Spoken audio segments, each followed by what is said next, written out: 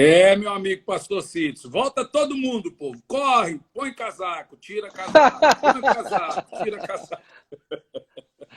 Muito bem, muito bem. Estamos aí de volta. Mas vamos lá, que eu quero pegar um papel e caneta, me dá aí um papel, que eu quero anotar essa sua.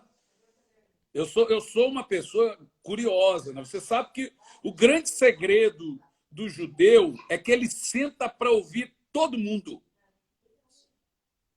Uhum. Então, a gente sempre tem que aprender. É aí que é o ponto que eu gosto da nossa resenha bíblica. Vamos lá, começar de novo. Irmão, segura essa aí que o pastor Sidson vai falar. É assim, então o que acontece? Quando nós vemos em Gênesis, né, que Deus, cada período da criação, a Bíblia chama de um dia. Mas nós sabemos que este um dia, vamos colocar, ele dá muito pano para manga aí, muita polêmica, porque na verdade só no quarto dia que Deus fez os astros, o Sol e a Lua. Por exemplo, nós contamos o nosso dia conforme o movimento da Terra. Então, ou seja, mas o Sol foi no quarto dia. Então, esse um dia é mais fácil nós vermos ele como um período do que como um dia de 24 horas. E quando Pedro então diz, para Deus um dia é como 1000 anos, É um ou seja, período. é um período, exatamente. E outra coisa, o que significa descanso de Deus? Ou seja, Deus fez o homem no sexto dia e descansou no sétimo. Eu acredito que Deus está formando, completando um novo homem no sexto dia, no sexto milênio, um novo homem, e ele vai descansar no sétimo dia, no milênio, vai estar reinando um novo homem. Então é isso que eu acredito, igual Enoque é o sétimo, que foi ele que foi arrebatado, e Deus fez questão de tomar o sétimo, que ele andou com Deus. Então eu acredito que essa geração da igreja é a geração que se aprofunda no andar com Deus, nesse avivamento que você diz que vai haver, e Deus vai tomar para si, ou seja, esta geração que anda com Deus, né? E para começar o sétimo dia profético, que é o milênio, onde Jesus vai reinar e nós vamos reinar com ele. É mais ou Meu menos assim. amigo pastor Sidson, eu vou te falar uma coisa. Que coisa poderosa, que revelação poderosa. Vou terminando isso aqui, eu nem levanto aqui da mesa, porque eu vou estudar esse negócio aí. Alguém E há perguntou outros aqui versículos. você me manda. Por esse raciocínio dos 7.000 anos judaicos, ainda viverão. Não. Nesse raciocínio, e é o raciocínio que eu acredito ser certo, nós estamos no final do sexto ano, do sexto milênio. Sim, o calendário judaico é o ano 5780. Se a gente for ser preciso, ou seja, ainda faltam 220 anos, mas a gente não pode ser preciso. Não pode, não tem Não, como. para já há equívocos em termos cronológicos e de calendário. E não só. Deus está trabalhando com períodos, ou seja, não importa em que momento. É no finalzinho do Deus não sexto, trabalha com ano. quantos anos falta, é um período. Nós já estamos Sim, no sexto período. exatamente. No final do sexto período. Então, é aí o ponto que eu falo da dispensação. Nós estamos no final da sexta dispensação. Porque a sétima dispensação é o milênio. Exatamente. Olha, isso aí é uma maravilha, né? E Deus Meu Deus! descansou. E aí ele descansa. E também vai ser o descanso da igreja, né? O próprio descanso da terra. Alguém falou, acredito que tem nações que não foram alcançadas ainda. Por isso que temos a pregação do evangelho. Bom, agora o senhor quer entrar no outro tema, meu amigo pastor Cícero? Vamos entrar. É assim, esse outro tema que tem a ver com a graça, na verdade, é algo muito interessante, porque, por um lado, eu acredito que Deus ele investiu forte aí nas últimas décadas para que a graça fosse pregada. Só que a gente sabe onde Deus entra, onde Deus trabalha, o inimigo cria algo concorrente, algo paralelo para distorcer o que Deus está fazendo. Ou seja, todo o agir de Deus há uma imitação do diabo, né? Então, se a gente vê lá, quando Moisés mostrou alguns sinais lá para o faraó, alguns sinais a gente viu que os magos lá, né, do faraó, os mágicos lá, os feiticeiros lá conseguiram imitar. Sabe, muitas vezes a gente vê o que Deus está fazendo na terra, o inimigo começa a fazer algo para confundir as pessoas. Eu acredito que a pregação da graça ela é fundamental, ela é essencial para a nossa época, para resgatar as pessoas que realmente estão feridas com a religião, com a religiosidade. eu acho que a graça é importantíssima. Mas, infelizmente, a gente tem visto que algumas distorções da graça, algumas pessoas que pregavam bem a graça estão a sair do trilho e estão a confundir a cabeça de muita gente. E eu penso que isso é algo perigoso, mas eu acredito que o meu amigo aqui tem muito mais para falar sobre isso. Rapaz, tem alguém, o nosso amigo Luciano Subirá também é uma autoridade violenta nessa área. Você já teve essa conversa com ele? Olha, pastor Sidson, você sabe que já te dei um livro meu sobre arrependimento e depois o livro Incrível Graça. A questão é a seguinte, quando eu e o pastor Luciano começamos a estudar sobre a graça, a gente começou junto, aqui em casa, nessa mesa onde eu estou aqui. Um dia nós ficamos a noite toda com um monte de Bíblia de vários idiomas, estudando sobre a graça, porque estava iniciando.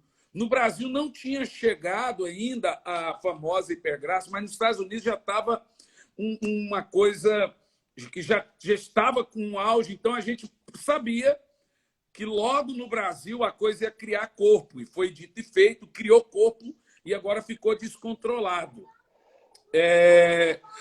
No que se consiste a hipergraça? Não é uma teologia, é um termo técnico dado para diferenciar a graça verdadeira da graça que tem superpoderes para o pecador hoje. Então, quando você pega a graça e diz que ela justifica pecador, você está transformando a graça em lei de novo. Porque, veja, qual é a diferença da lei e da graça? A lei, ela lida com pecado.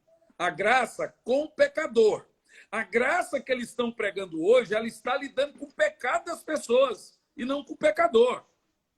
Então, para você entender um pouco sobre a verdadeira graça e a graça e hipergraça, você tem que entender os requerimentos. Lei é um mandamento que vemos, graça é um mandamento que cremos. Graça não é ausência de lei. Graça é a nova lei de Cristo, a nova aliança de Cristo. Então, vamos lá na graça. No mandamento da lei, os requerimentos eram uns. Em Cristo, os requerimentos são outros, mas o padrão é elevado, não é diminuído. Jesus disse, ouvistes o que foi dito aos antigos. Dito aonde? Na lei de Moisés. Não cometerás adultério. Quem adulterar é culpado. Então, isso é lei de Moisés. Jesus não diminui o padrão. Eu agora vos digo que quem cobiçar uma mulher já é culpado. Ele aumentou o padrão, ele não diminuiu. Adultério na lei é fazer sexo, na graça é só cobiçar. Né? Então, Jesus disse, ouviste o que foi dito aos antigos, não assassina. Quem matar será culpado, julgado. Mas eu agora vos digo que quem odiar o seu irmão já é assassino. Você vê, na lei, assassinato é tirar a vida. Na graça, é odiar o irmão. Ele não diminuiu o padrão, ele elevou o padrão. Qual é o problema dos pregadores em entender que graça requer mais santidade do que o possível? Se você pega, por exemplo, Romanos capítulo 6, versículo 14, olha o que nós temos aqui na Bíblia, em Romanos 6, 14, sobre um grande entendimento da graça do Senhor. Porque Romanos 6 foi escrito, porque eles gostam de Romanos 5, né? Que começa, que diremos, pois, Romanos 5, primeiro, fala o seguinte, portanto, havendo sido justificado pela fé, temos paz com Cristo. Ou seja, acabou, está resolvido. Mas Paulo, não libertino, ele começa Romanos 6, qual é a conclusão? Qual é a conclusão do Romanos 5? Então, depois de ler Romanos 5, você tem que ter uma conclusão. Então, vou continuar pecando para que a graça seja ressaltada?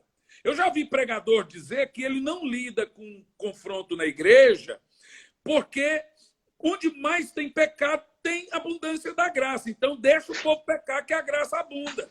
Rapaz, eu ouço isso todo dia. Aqui está desse jeito o negócio. E o brasileiro, ele é apaixonado, Sidson. É o seguinte, o americano ouve Joseph Prince pregar. Eu até hoje vi pouca coisa que Prince prega que eu não concorde. É uma benção, é uma benção. É verdade. Talvez ali a questão do arrependimento, ele não gostar do livro de Tiago, que Lutero também não gostava. Mas o problema é que Prince prega aquela mensagem em Singapura, para o americano, o australiano e o japonês, é uma coisa. Aí o brasileiro ouve isso, vê, lá em Singapura, o singapuriano não sai dizendo, uhul, vou pecar agora. Não. O americano não sai assim, então agora eu posso fazer o que eu quero. Não. No Brasil, o brasileiro ouve aquilo e na mente dele ele está entendendo. Então eu posso fazer o que eu quiser. O latino ele tem uma maneira de pensar diferente dos demais. Ele é passional, ele leva tudo para a questão apaixonada, de forma passional. Então, o brasileiro entendeu a graça. Eu costumo entender a graça o seguinte, ó. Lei é um gramado verdinho com uma placa em cima dizendo não pise. Se você pisar, você recebe multa. Isso é lei. Graça é o mesmo gramado sem a placa. O que a igreja moderna faz? Onde é que está escrito aí que eu não posso pisar? Aí vai lá e pisa. Então, Paulo chamou a graça de bom senso do céu. Ele diz, recupere o bom senso e pare de pecar. Se você é justo, recupere o bom senso e pare de pecar. Então, ouvir Prince em Singapura é uma coisa. Ouvir Prince no Brasil é outra coisa.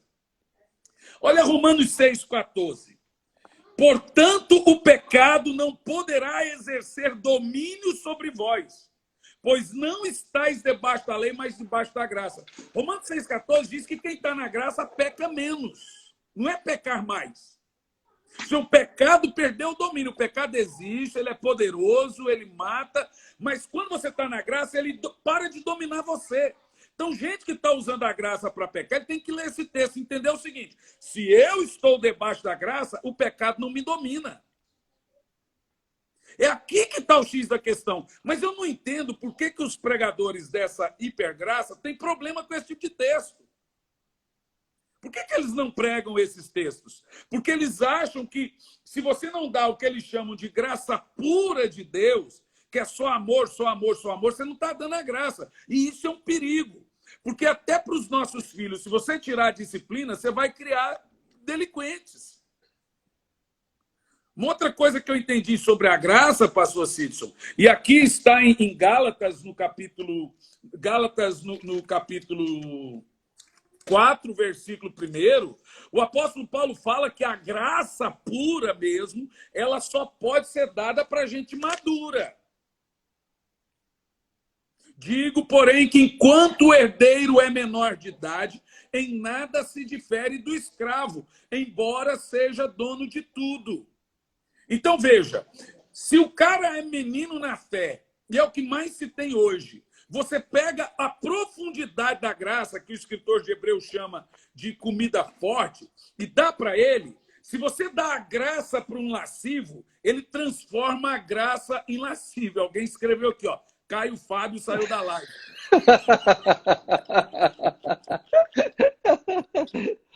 Ele e mais alguns tantos. E alguns. Se você dá a graça para um lascivo, ele transforma a graça em lascívia. Se você dá a graça para um espiritual, ele transforma a graça em pregação do evangelho. Exatamente. Então a graça é um alimento forte, é alimento sólido. O crente maduro pode ouvir profundidade da graça. Então, veja, funciona assim. Eu tenho uma criança aqui, a Isabela, de 4 anos. Quando ela vai na cozinha, eu falo para ela, não abra essa gaveta de faca, não abra essas gavetas, etc. Não pegue em faca, porque ela é uma criança. Mas eu também tenho um filho que vai fazer 18 anos. Eu não falo para ele, não pega faca, não pega isso, porque ele já amadureceu. Você controla a vida e a moral de crente bebê. Não de crente maduro. Então, o que nós estamos vendo hoje com a pregação da graça? Deus não lida mais com o seu pecado. Deus olha para você e ele não vê você pecando. O cara entende o seguinte, então eu vou pecar, Deus não vê eu pecando, eu sou a justiça de Deus. Eu sou a justiça de Deus em Cristo, então eu posso pecar, e eu continuo sendo a justiça de Deus em Cristo. Mas se você é a justiça de Deus em Cristo, você tem que ler o que diz Apocalipse. Quem é justo, continue na prática da justiça. Quem é impuro vai ficar impuro ainda muito mais. Então, não é usando a mensagem leviana, e é impressionante como eles estão fazendo. E essa mensagem é tão terrível que hoje vem uma pessoa cheia de pecado dentro da igreja, você vai confrontar ela, ela joga na sua cara o que ela ouve na internet. Exatamente. Eu vejo, Hernani, eu vejo que o perigo está nisso. Eu já ouvi aí uma pessoa que pregava muito bem sobre a graça, e se você ouvir, por exemplo, eu já ouvi 15 minutos, por exemplo, dessa pessoa pregando, e muita revelação contida ali na pregação dele.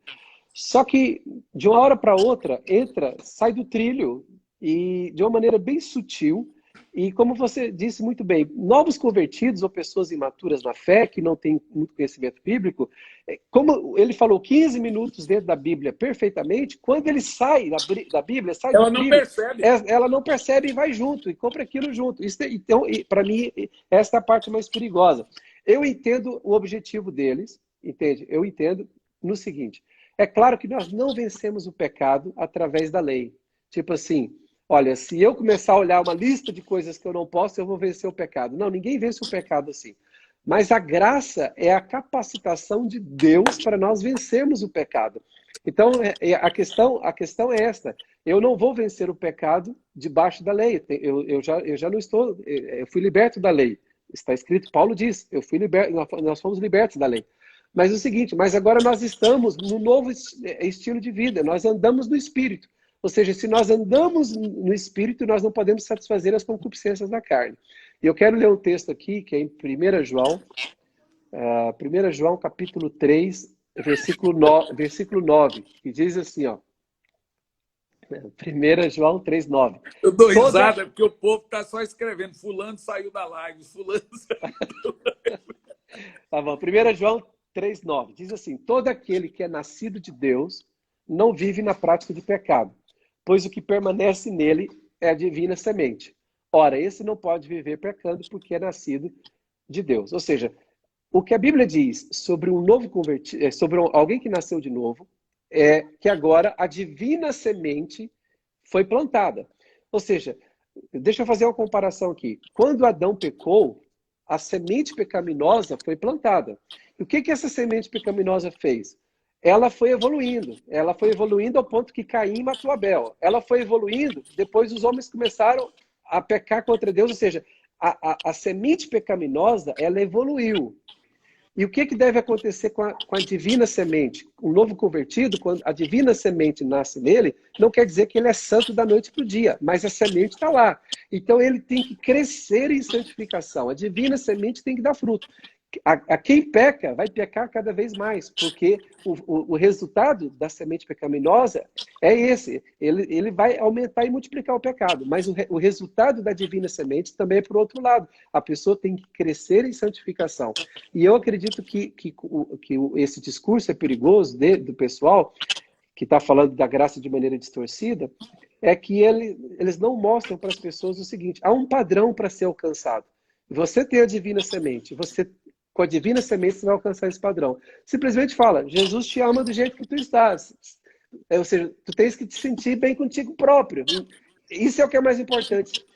Então, e realmente tem sido um ensino muito perigoso e é muito sutil. Eu vejo muito sutil. Paulo fala em Tito 2, verso 11, que, olha que texto interessante. Porquanto a graça de Deus se manifestou salvadora a todos os homens. Em primeiro lugar, Paulo diz o propósito da graça. Ela veio para salvar.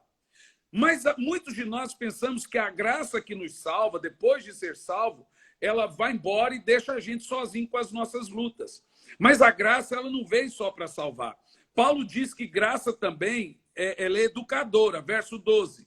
Ela nos educa, nos orienta a renunciar à impiedade e às paixões mundanas e a viver de maneira sensata, justa e piedosa nessa presente era, enquanto aguardamos a esperança do glorioso retorno do nosso Salvador. Por que os pregadores da hipergraça isolam esses textos? Primeiro, Paulo diz que a graça nos ensina a viver de maneira santa, mas ela também me ajuda a renunciar o pecado e a viver de maneira certa. O que nós temos aqui agora? Uma graça pedagoga, uma graça professora. Veja você que o viver santo também é uma obra da graça de Deus. Mas essa graça que te salvou, ela também deve ser uma graça que te orienta a renunciar o pecado e as paixões mundanas e agora viver de maneira santa, justa e piedosa. Não dá para você pensar, se você está em pecado, e aí alguém me diz que pregar arrependimento, esse tipo de coisa, divide a igreja, divide bode de ovelha. Essa é que é a verdade. Então, assim, ó, os comichões nos ouvidos é para os nossos dias. Então, a igreja verdadeira, ela quer a correção do Pai. E é em amor, obviamente, em amor. Porque o amor é aquele amor que não é bajulador. O próprio escritor de Hebreus diz que se você não corrige o filho com vara, você não ama, você o odeia. Então, nós devemos corrigi-lo. E a correção, quando se trata de pastor, é sentar o irmão em pecado e falar, irmão, está aqui na Bíblia. Você, assim, ó, essa maneira sua que você está vivendo, não, eu estou na graça. Não, querido, você não está na graça. Se você está na graça, essa graça ela deve te ajudar a vencer esse pecado, não o contrário. Então, quando você pega a Bíblia e começa a fazer curtucionismo teológico, torcer a Bíblia para, assim... O que eu percebo, pastor Ciro, se você vai concordar comigo, que é a fome de adesão. Eu quero ter adesão. Se eu ter uma ideia, 99,% dos que não congregam, 99,% dos que não congregam são pessoas que não toleraram o confronto de seus pastores. Essa é que é a verdade. Porque nós mudamos tão drasticamente a nossa maneira de pregar, e eu falo nós de forma geral. Ok? Genérica. Sim. Ok? Que até os ímpios permaneceram, então perceberam. Então, a mensagem bíblica, ela, como dizia o pastor Eibe, nosso grande amigo pastor, dizia que é a lei do sanduíche, né? Amor, correção, amor de novo. Mas tirou a correção. Se nós formos perceber, saiu do meio da igreja disciplina. Não se fala mais de disciplina. Autoridade. Por quê? Hã? Autoridade, disciplina. Então, ninguém disciplina mais ninguém dentro da igreja. E aí, o que nós estamos vendo? Nós estamos vendo uma derrocada de líderes caindo em pecado, porque eles também se levantaram, porque eles, como são talentosos, eles se levantam sem que haja uma disciplina. Veja, eu tenho 39 anos, estou há 23 anos pregando. Eu sou corrigido pelo meu pastor quando erro, sou disciplinado. Teve coisa que eu já postei na internet que eu sabia que eu estava certo, mas eu deixei a minha alma falar que entrou lá o Luciano e falou assim, ó, tira. Eu falei, pastor, eu estou certo. Eu estou falando para você tirar. Eu fui lá e tirei. Mas hoje em dia, a autoridade se tornou uma coisa banal. Exatamente. A disciplina se tornou uma coisa banal. Então, quando eu não gosto do que você está me corrigindo, ou como você está me corrigindo, eu já vou para outro lugar que me aceita ali, porque eu tenho talento. E esse é o grande perigo da igreja hoje. E aí, em nome desse só love, só amor, essa mensagem de só amor e mais nada tem sido um grande, terrível, um grande veneno na igreja. O amor, ele tem que ter responsabilidade. E como você fixou aí no seu rodapé aí, a graça não pode ter distorções. A graça verdadeira, meus irmãos, ela é revelada na disciplina e no amor do seu pastor. Sempre quando Deus quis tensionar misericórdia, ele levou o povo ao arrependimento. Misericórdia ele deu para Nínive. Ali você tem a aprovação da graça. Mas o que aconteceu com Nínive? Se arrependeu. É ou não é? Então, que graça é essa que a gente tira o arrependimento da pregação? Porque hoje todos eles são unânimes em pregar contra arrependimento. E há uma outra distorção perigosa que eu já tive que lidar diretamente com ela, que é o seguinte. Primeiro eu vou explicar o porquê dessa distorção. Muitas igrejas exigem dos membros frutos, muitos frutos. Por exemplo, igrejas que trabalham com pequenos grupos exigem frutos. Igrejas que trabalham com outros tipos de ministérios exigem frutos. E o que aconteceu? Muitas pessoas elas foram participaram de igrejas que houve um pouco de desequilíbrio nessa questão da expectativa dos frutos dos seus membros. E a gente tem que admitir que a igreja realmente que sai do equilíbrio. Começa a cobrar demais, a pessoa não tem tempo para a família, não tem tempo para a mulher, não tem tempo para o marido, não tem tempo para os filhos. E o que aconteceu? Com esta pregação da graça, algumas pessoas pegaram na pregação da graça em que diz que é o seguinte: Deus não está à espera de nada de nós, Deus não está à espera de nenhum fruto, e fruto tem que acontecer espontaneamente, Deus não está cobrando, são os homens que estão cobrando, Deus não está cobrando nada. Então eu já tive que lidar com um caso de uma pessoa numa das nossas igrejas, que me procurou e disse assim: eu estou sentindo muita pressão para dar resultado, para dar fruto. Eu falei assim: irmão, se você sentiu essa pressão, não precisa sentir, porque é o seguinte, na igreja, nós trabalhamos na igreja da seguinte maneira: nós acreditamos que cada pessoa que é nascida de Deus, ela vai frutificar espontaneamente, ela vai ter vontade de servir a Deus e dar fruto, isso é algo espontâneo. Agora, se você sentiu que há uma pressão, então temos que ver onde está o desequilíbrio aí.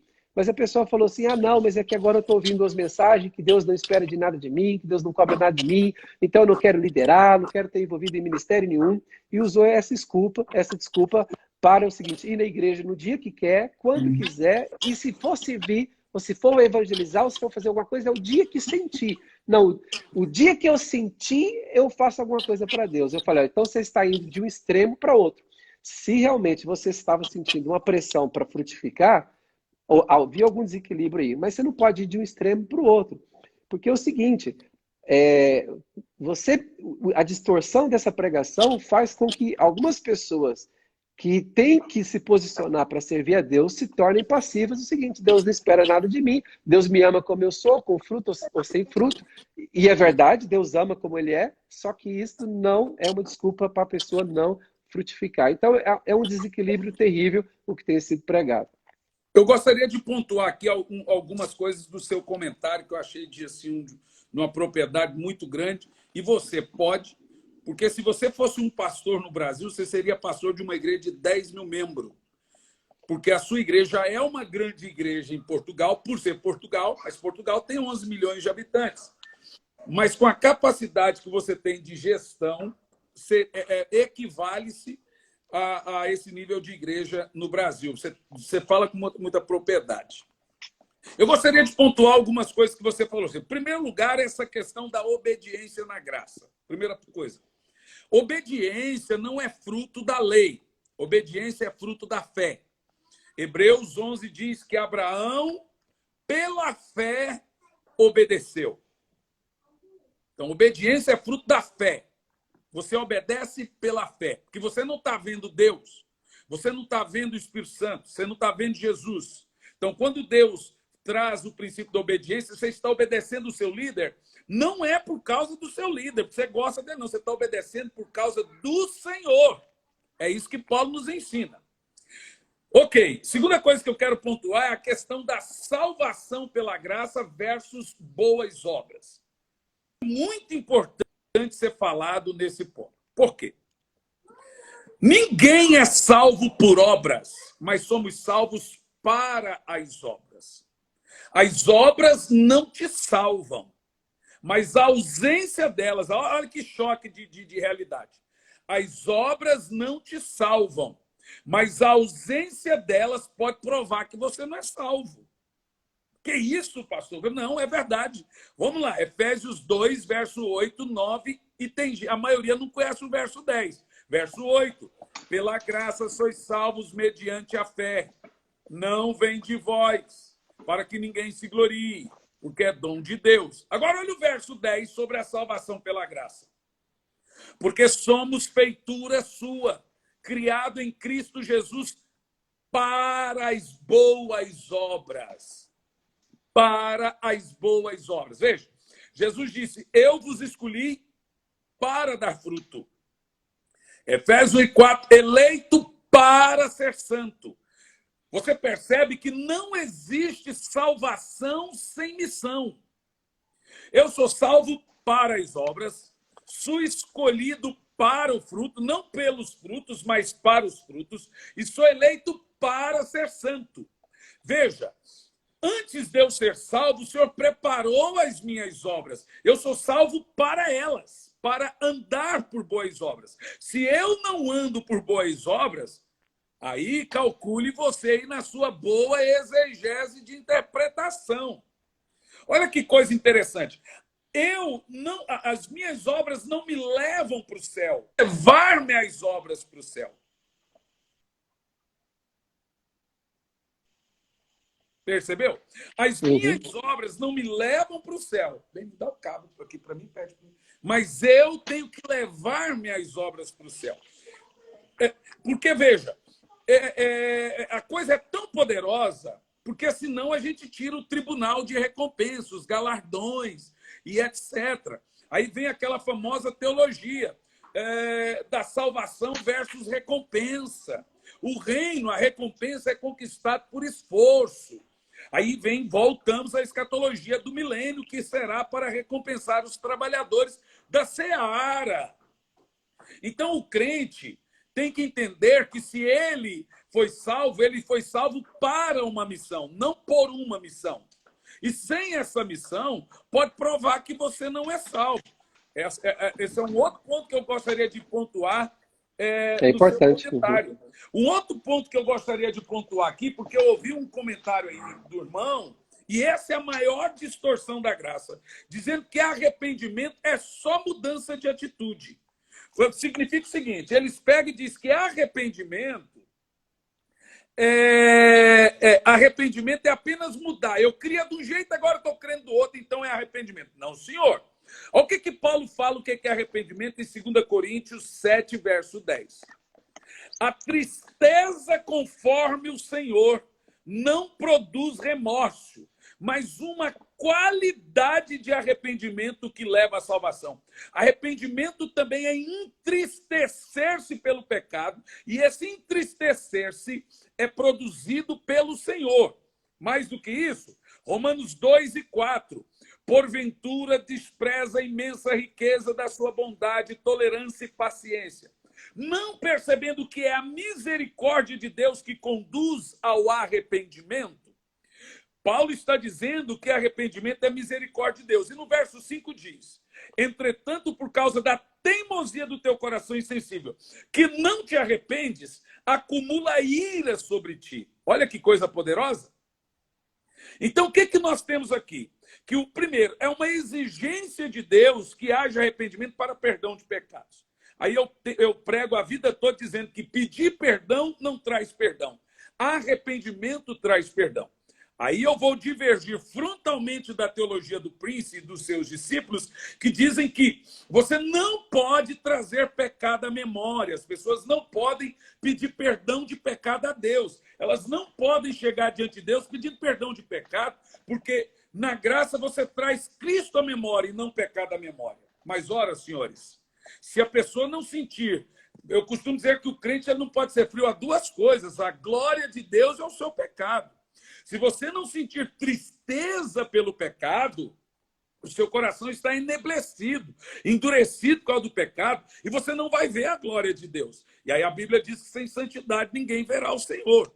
Então, essas coisas eu gostaria de pontuar no seu comentário, porque é formidável, mostrando que arrependimento é uma tristeza que Deus envia. Eu costumo dizer, pastor Cício, que o arrependimento é o único elo doutrinário que pega as duas alianças.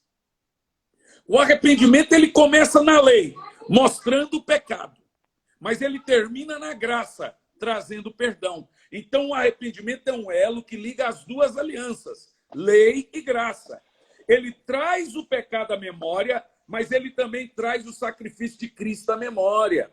Ele faz você ter consciência de pecado e chorar pelo pecado, mas também um alívio de ser perdoado. Porque não tem nenhum texto bíblico que diz que você é perdoado quando você pede perdão.